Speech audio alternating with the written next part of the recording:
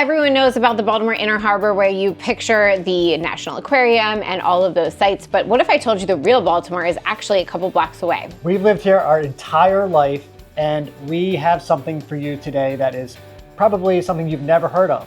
So be sure to stick around to number 4. That's where we're going to place it. And today we're going to talk about the top 10 things to do in and around Baltimore. Our favorite thing about Baltimore, and if you move here, you'll understand why, is discovering little local gems, because they pop up all the time. And Baltimore is a rich tapestry of neighborhoods that are woven together in such a beautiful way that there's always something new to discover and stumble upon as you explore in and around Baltimore. So let's jump into 10 that you may not know of.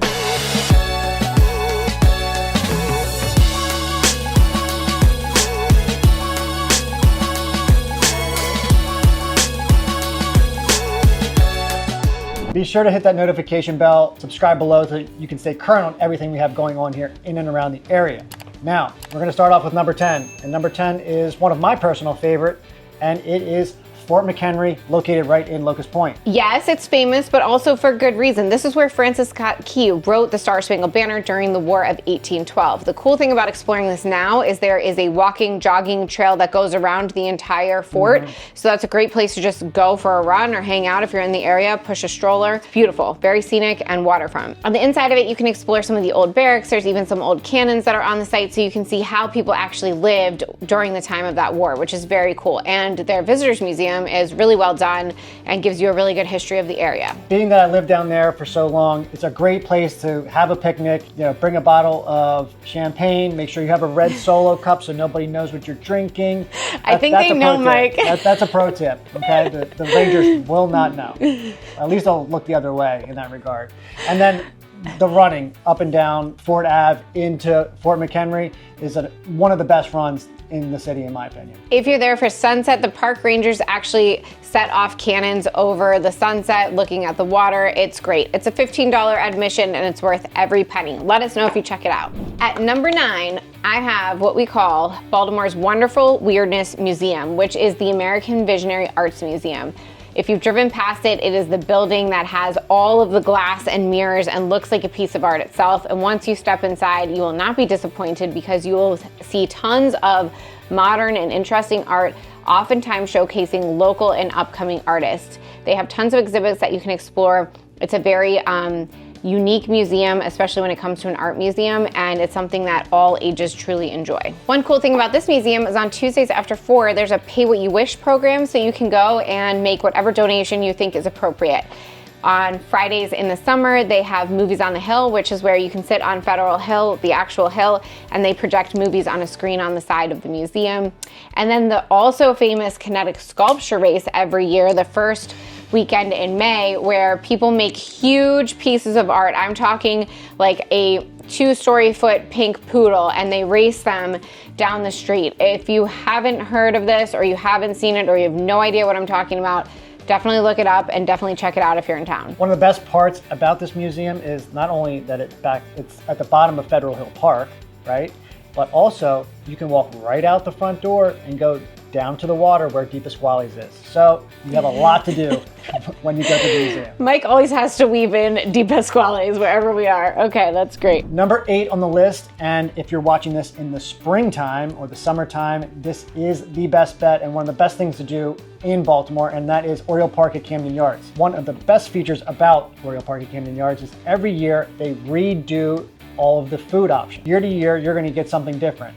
Of course, there's going to be main staples inside, of course, but they actually outsource some of the food. Buzzy's Burgers, which is one of our favorites, a partner of ours. They come for our food truck events.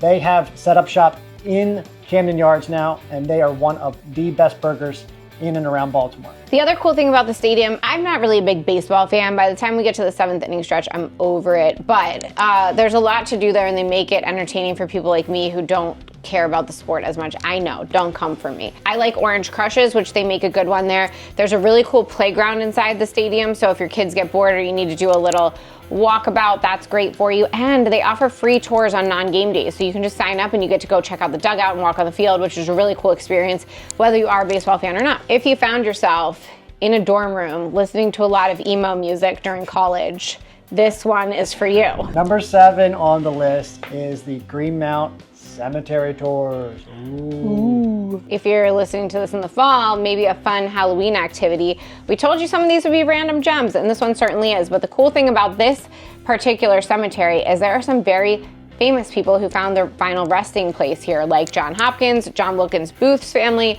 and a bunch of Baltimore legends. The Unearthing History Tour, I can dig the name. Oh man. So that's why you watch the videos, the jokes like that. It comes once a month, and they actually give you a deep tour on the cemetery, its history, and some of the people who found their final resting place there. Definitely a unique gem specific to Baltimore. Okay, number 6 on the list, and this is probably one of Kelly's favorites, I would imagine. It's up there. It is visiting Hampton, and specifically the Avenue in Hampton. So while 36th Street is known for its quirky shops, most visitors don't realize that on the first Friday of each month, it transforms into a little street festival where all of the vendors and everything come out and you can get food and just check out local artisans. Hampton is known as a very like arty, very unique kind of cool, quirky neighborhood. It's where the Hans came from. If you ever heard of a Baltimore Han, this is the neighborhood that they are talking about. There's a lot to do at Christmas time, which is one of my favorites. They turn 34th Street into the Miracle on 34th Street. Every single house on the block decorates and they go all out. There's lights across the street.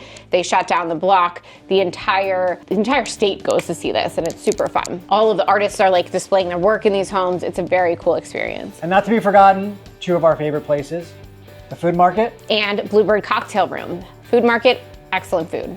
So good, can't be missed. Bluebird Cocktail Room, you're not gonna go there for food, but you're gonna go there for a very cool, romantic, vibey spot. It's candlelit, their cocktail menu is insane. There's usually a wait out front, well worth it. Definitely a great place to go before or after dinner. Thinking about relocating to Baltimore? Well, I've got just the thing for you. My team and I have actually taken the time to create the ultimate relocation guide, which is meant to save you hours of research, and I've linked it all down below. From top employers to best hospitals and a boatload of other things, all the stuff you'll need to know before making the move to in and around Baltimore. The best part, this guide is entirely free. Just click the link in the description at the top pinned comment. Hope this helps. Okay, number 5, this is actually pretty funny in my opinion, and it is back this year in 2025, and it is Mr. Trash Wheel.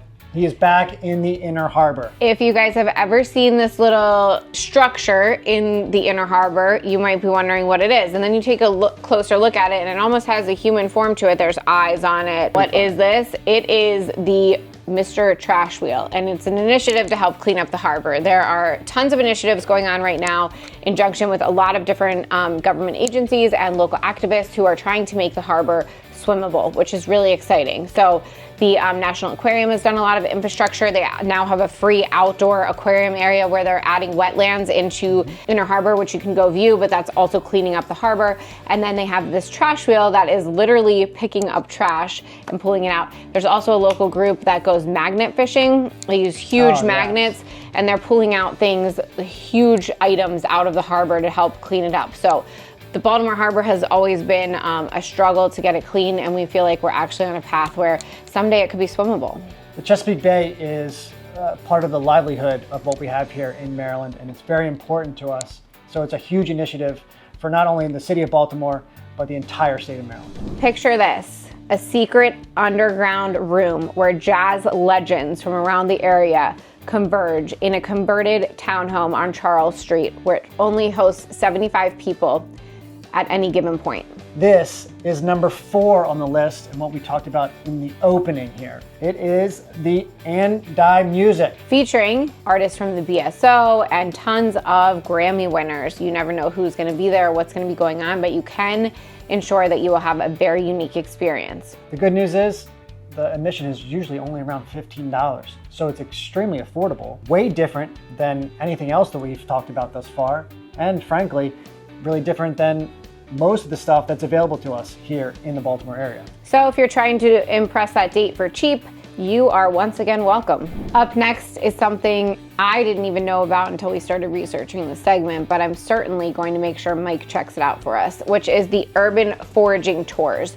You go in and around the city and find out berries and plants that are actually medicinal and edible and learn about them. They also have a cocktail variation where you learn which ingredients can go into your mixology to make your elevated cocktails all summer long. So this would be especially good for maybe some younger kids to take along with you. So you get a little different, show them something that they've probably never seen when you're going down and taking them down into the city. It's going to be a very unique experience, and I'm excited to do that this summer. Number 2, ghost tours in Fells Point. So Fells Point is one of the oldest cities in America. You've heard us talk a lot about it. Most amount of bars per capita in the nation. I think we still hold that reigning championship. So the other cool thing that they do, especially in the fall, but I think it might be more than that, but definitely in the fall, you can go down there. Everybody gathers in a certain starting point, and you actually go down the streets of Baltimore and learn all of the places that might be haunted, or somebody famous died there, or there's some crazy piece of history or a war story. It's really unique. Even if you don't care about the ghost side of it, or you don't believe in all of that, you learn a ton of history and see some really cool landmarks, especially in the like Fells Point area, which is really fun. And they usually start and end at a bar. So it's just like a fun way to do something totally different.